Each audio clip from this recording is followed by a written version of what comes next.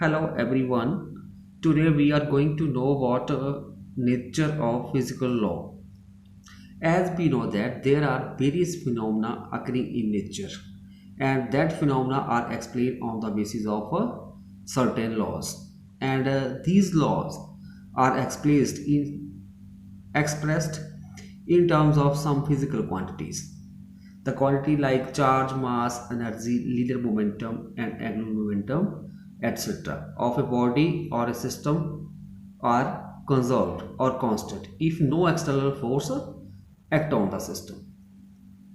Means जैसा कि हम जानते हैं इस नेचर में वेरियस फिनोमेना बहुत सारे फिनोमेना पाए जाते हैं और हम उन फिनोमेना को कुछ लॉ की सहायता से एक्सप्लेन करते हैं और जो क्वांटिटी जिनका हम यूज़ करते हैं इन लॉ को एक्सप्लेन करने के लिए, जैसे आपके पास हो गया चार्ज, हो गया मास, एनर्जी, लीनियर मोमेंटम और angular momentum of a body, ये सारे जो होते हैं वो कंजर्व्ड रहते हैं, मतलब कांस्टेंट रहते हैं अगर उनके ऊपर कोई एक्सटर्नल फोर्स एक्ट नहीं करती, मतलब बाहरी कोई फोर्स उसके ऊपर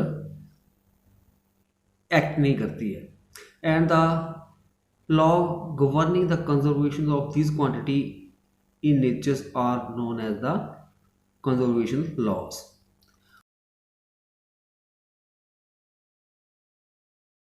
जितने भी लॉ ऑफ कंजर्वेशन है उनको अंडरस्टैंड करने से पहले हमें पता होना चाहिए कि जो एक आइसोलेटेड सिस्टम क्या होता है. बेटा, अ सिस्टम या any system on which no external force act is known an isolated system. Isolated system वो सिस्टम होता है जिसके ऊपर कोई बाहरी फोर्स जो है वो एक्ट नहीं करती है.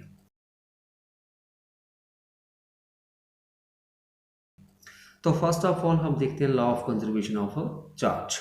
According to this law the total electric charge of an isolated system remain constant. देखो, जो टोटल चार्ज होता है किसी आइसोलेटेड सिस्टम का वो रिमेन कांस्टेंट रहता है. For this let us take an example. When we can rubbed uncharged glass rod with uncharged silk cloth, the glass rod becomes positively charged and the silk cloth becomes negatively charged. जब हम एक अनचार्ज glass rod को रब करते हैं किसके साथ? Silk के साथ, सिल्क क्लोथ के साथ, तो क्या होता है कि जो ग्लास रॉड है उसके ऊपर पॉजिटिव चार्ज आ जाता है और सिल्क क्लॉथ के ऊपर नेगेटिव चार्ज रहता है. अब हम जो हमारे पास law of conservation of charge है उसकी एक्सप्लेनेशन देखते हैं. इसके लिए बेटा हमने एक अनचार्ज ग्लास रॉड ले ली. तो अनचार्ज है मीन्स उसमें जितने भी पॉजिटिव चार्ज होंगे उतने ही नेगेटिव चार्ज, मतलब जितने प्रोटॉन्स होंगे उतने ही इलेक्ट्रॉन्स होंगे. उसी तरह से जो ये अनचार्ज क्लॉथ है इसके ऊपर भी जितने पॉजिटिव चार्ज होंगे उतने ही नेगेटिव चार्ज होंगे. ठीक है. जब हम इस ग्लास रॉड को इस सिल्क क्लॉथ के साथ रब करेंगे तो इन दैट केस क्या होगा? जो इलेक्ट्रॉन्स होंगे वो ट्रांसफर हो जाएंगे ग्लास रॉड से सिल्क में, मतलब जो इलेक्ट्रॉन्स जो हैं वो ट्रांसफ़र हो जाएंगे कहाँ पे?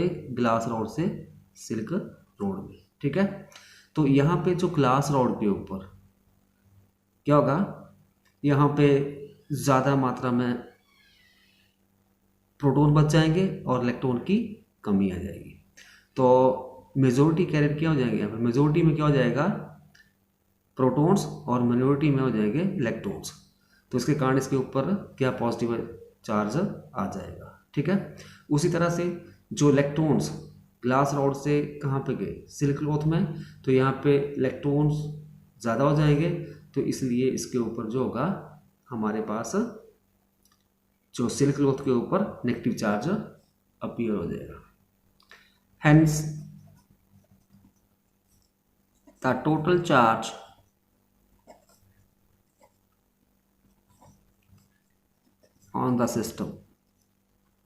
on the system सिस्टम क्या आ जाएगा बेटा?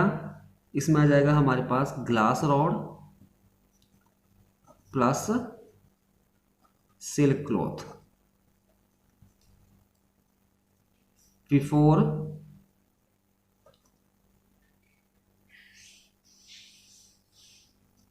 रबिंग किसके बराबर होगा 0। जो टोटल चार्ज होगा किसके ऊपर, ग्लास रॉड और सिल्क के ऊपर बिफोर रबिंग, वो आपके पास क्या होगा 0 होगा। ठीक है, जब हम ग्लास रॉड को सिल्क के साथ रब कर देंगे तो total charge on the system after rubbing वो किसके बराबर आ जाएगा, दिस इज इक्वल टू, अभी जो है हमारे पास ग्लास रॉड के ऊपर पॉजिटिव चार्ज और सिल्क क्लॉथ के ऊपर नेगेटिव, पॉजिटिव नेगेटिव, तो ये भी क्या हो जाएगा, this is equal to 0। Which is the law of conservation of charge, means जो टोटल चार्ज होगा सिस्टम के ऊपर, मतलब ग्लास रॉड प्लस सिल्क के ऊपर बिफोर रबिंग 0 होगा, और जब हम ग्लास रॉड को सिल्क क्लॉथ के साथ रब कर देंगे तो भी हमारे पास जो सिस्टम आ गया उसके ऊपर चार्ज भी 0 होगा। तो हमारे पास यही है हमारे पास law of conservation of charge.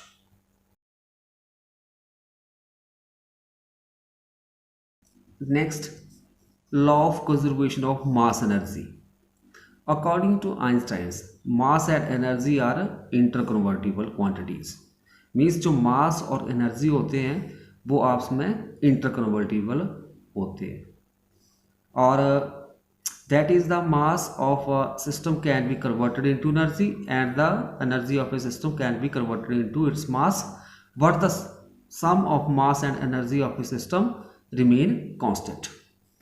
जो आइंस्टाइन साइंटिस्ट थे उन्होंने बताया था कि जो मास और एनर्जी है वो आपस में इंटरकन्वर्टिबल है। इंटरकन्वर्टिबल मीन्स मास जो है किसी सिस्टम का वो कन्वर्ट हो जाता है एनर्जी में, और एनर्जी जो है किसी सिस्टम की वो भी कन्वर्ट हो जाती है किसमें, मास में।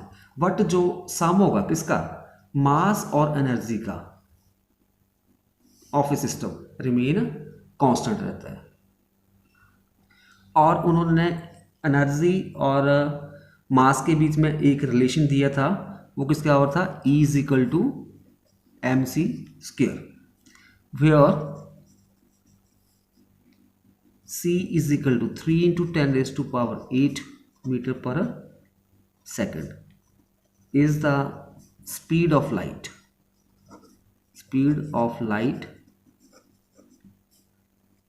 in air or vacuum।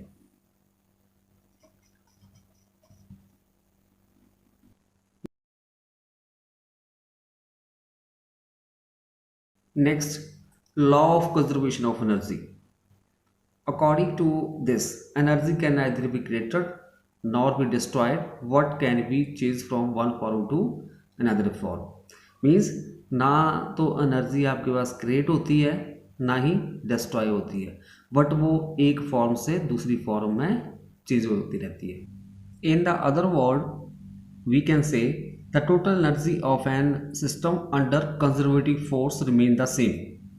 जो टोटल एनर्जी होगी किसी सिस्टम की अंडर किसके, कंजर्वेटिव फोर्स के, वो रिमेन सेम रहती है, वो चेंज नहीं होती है। ठीक है, तो इसके लिए हमारे पास एग्जांपल आ जाएगा। तो total energy of a vibrating simple pendulum always remain the same. जब कोई पेंडुलम वाइब्रेट करता है तो जो उसकी टोटल एनर्जी होती है ड्यूरिंग वाइब्रेशन वो रिमेन सेम रहती है। अभी इसकी एक्सप्लेनेशन के लिए हम कंसिडर कर लेते हैं कि एक जो है वॉल जो है वो आपके पास एक बिल्डिंग के ऊपर पड़ी हुई है, बिल्डिंग की छत के ऊपर, जिसकी हाइट जो है वो हमारे पास h है। अभी वॉल रेस्ट में है तो इसमें सिर्फ ओनली पोटेंशियल एनर्जी होगी, इसकी काइनेटिक एनर्जी जो होगी वो 0 होगी। ठीक है, तो जो और मान लेते हैं ये पॉइंट ए पे है, यहाँ पे ये ए पॉइंट है, तो टोटल एनर्जी, बेटा जो टोटल एनर्जी होती है it is the sum of potential energy plus kinetic energy. तो total energy at point A किसके बराबर हो जाएगी, पोटेंशियल एनर्जी हो जाएगी हाइट एच आ गई mgh, और काइनेटिक एनर्जी क्या हो जाएगी जीरो, तो किसके बराबर हो जाएगी mgh। ठीक है, अभी जो वॉल जो है यहाँ से आप उसके ऊपर थोड़ा फोर्स उसको पुश करते हो और वो नीचे गिरना स्टार्ट कर देती है।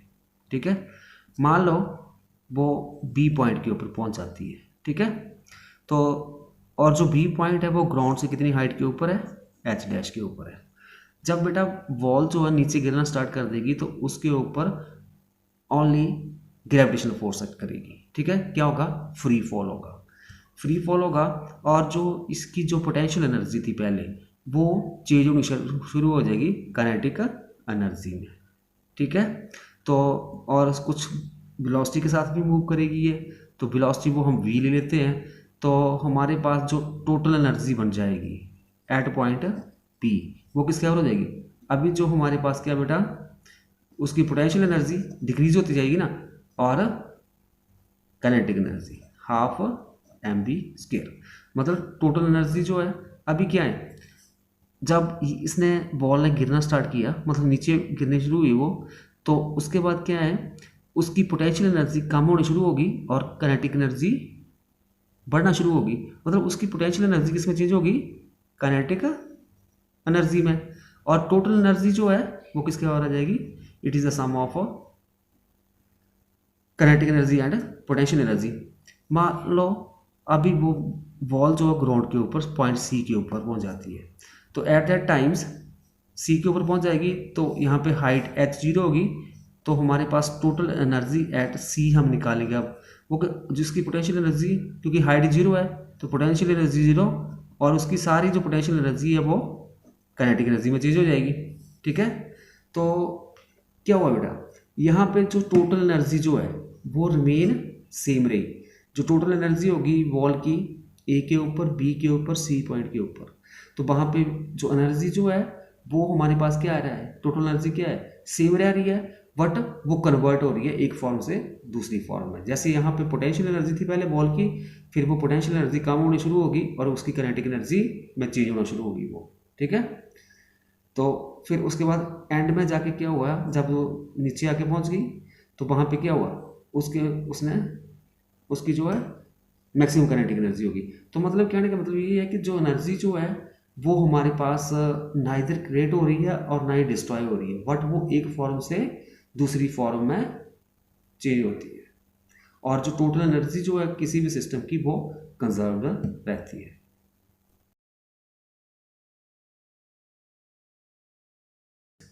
Law of conservation of linear momentum. First of all बेटा what is momentum, the quantity of motion content in a body that is known as the momentum of a body.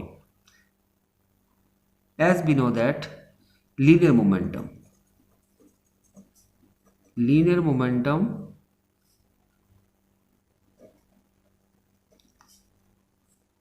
it is the linear momentum is equal to product of a mass and a velocity। जो linear momentum होता है किसी body का वो क्या होता है, उस बॉडी का मास मल्टीप्लाई उसकी वेलोसिटी का प्रोडक्ट, और उसको हम लिखते हैं P is equal to mv। ठीक है, according to this law the total momentum of an isolated system remains constant। कहने का मतलब क्या, जो टोटल मोमेंटम होगा आइसोलेटेड सिस्टम का वो रिमेन कांस्टेंट रहेगा, means the momentum of body before collision is equal to momentum of body after collision. तो इसके लिए हम देख लेते हैं एक, मान लो मैंने ये एक बॉडी ए ले ली, ये कौन सी ले ली, दूसरी बी। ठीक है, इसका मास m1 है, इसका m2, और ये वेलोसिटी u1 के साथ मूव कर रही है और ये u2 के साथ। अभी जो है u1 ग्रेटर देन u2। जो वेलोसिटी u1 बॉडी ए की है वो ज़्यादा है u2 की बजाय। तो आफ्टर सम टाइम ये सिचुएशन हो जाएगी बेटा बिफोर कोलिजन। थोड़े टाइम के बाद क्या होगा, वो बॉडी आपस में कोलाइड कर जाएगी। तो क्या होगा, उन दोनों के ऊपर ए बॉडी बी के ऊपर फोर्स लगाएगी और बी ए के ऊपर लगाएगी। ठीक है, ये होगा हमारे पास, दिस इज ड्यूरिंग कोलिजन की सिचुएशन। ठीक है, अभी जब वो कोलाइड कर जाएंगी उसके बाद क्या होगा, जो बॉडी ए है उसकी वेलोसिटी में भी चेंज आएगा और बी की बॉडी में भी, बी बॉडी की वेलोसिटी में भी चेंज आएगा। तो हमारे पास अभी मान लेते हैं जो बॉडी ए है आफ्टर कोलिजन वेलोसिटी v1 के साथ मूव कर रही है और बॉडी बी v2 के साथ। ये सिचुएशन होगी बेटा आफ्टर कोलिजन। तो हम निकालते हैं momentum of bodies before collision.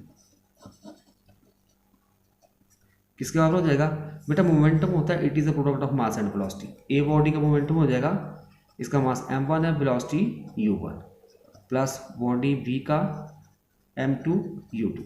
फिर momentum of body after collision, तो ये किसके बराबर हो जाएगा, आफ्टर कोलिजन जो वेलोसिटी होगी बॉडी ए की वो v1 होगी और b की v2।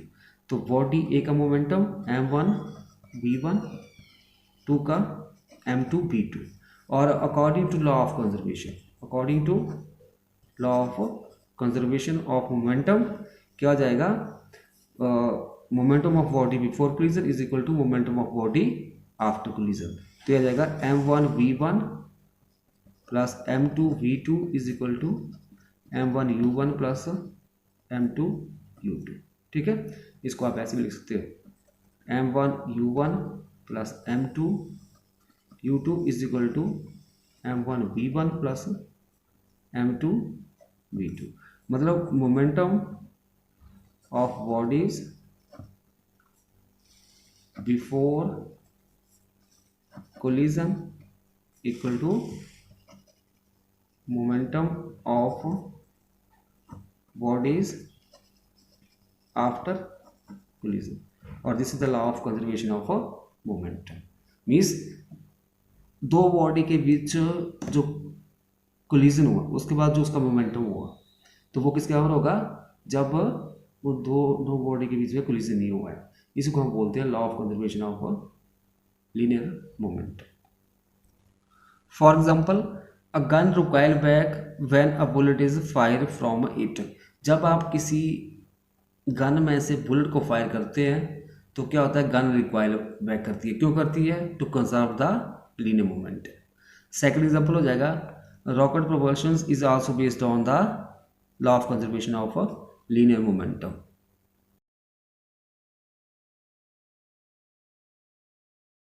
Next the law of conservation of angular momentum. Angular momentum of a system or a particle about an axis of rotation is defined as the product of linear momentum of the system or a particle or its perpendicular distance from the axis of rotation। जो हमारे पास angular momentum होगा किसी system का about किसी axis of rotation के, वो किसके बराबर होता है, it is a product of, किसकी प्रोडक्ट होती है वो, लीनियर मोमेंटम और जो परपेंडिकुलर डिस्टेंस होगी from the axis of rotation. That is L vector is equal to P cross perpendicular distance को अगर हम आर ले लेते हैं तो ये आर आ जाएगा। तो L is equal to P cross R. L क्या हो जाएगा, angular momentum, P linear momentum, R perpendicular distance according to this law. तो इसकी जो स्टेटमेंट हो जाएगी हमारे पास, the total angular momentum of N